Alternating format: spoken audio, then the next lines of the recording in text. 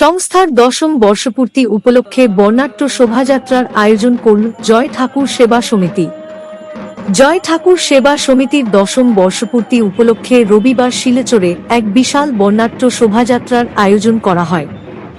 এদিন পুরুষ ও মহিলা সহ শতাধিক ভক্তরা শোভাযাত্রায় অংশগ্রহণ করেন। শোভাযাত্রায় ঢাকঢোল ও ব্যান্ড পার্টি সহ বিশাল আকারের দুতি নিয়ে আরতি সহ নানা ধর্মীয় অনুষ্ঠান পরিবেশন করেন ভক্তরা।